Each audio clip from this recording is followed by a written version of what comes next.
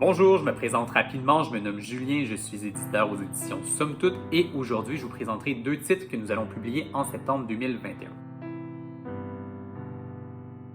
Le premier titre dont je vous parle, c'est Végo vers un véganisme intersectionnel, projet dirigé par Marie-Lou Boutet.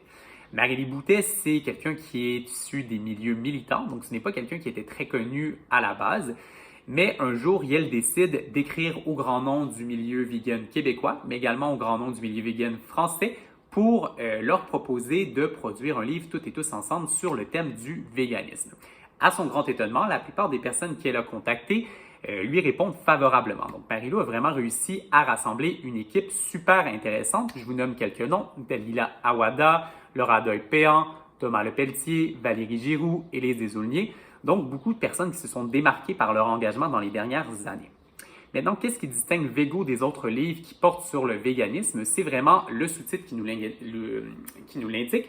C'est un livre qui se penche sur le véganisme intersectionnel, c'est-à-dire qu'on s'intéresse aux liens entre les luttes pour la justice animale et celles pour la justice humaine.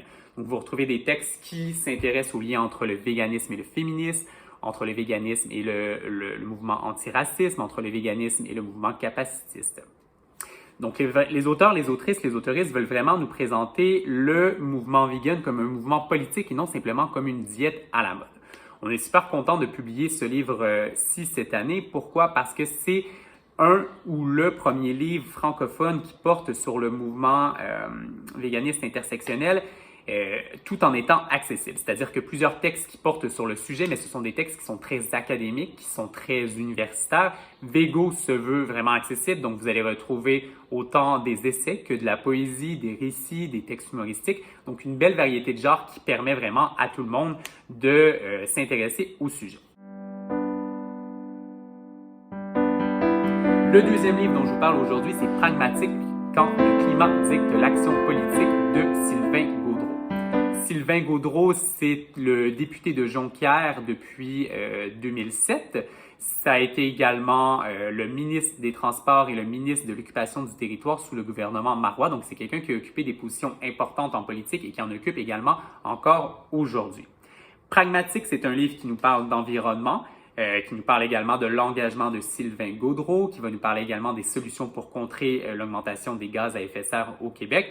Mais plus encore, c'est un livre qui nous permet de bien comprendre les rouages politiques qui mettent un frein à la lutte contre les changements climatiques. Donc, Sylvain Gaudreault va vraiment être dans une démarche honnête et va nous présenter son expérience et nous expliquer pourquoi parfois c'est compliqué de poser ces actions-là.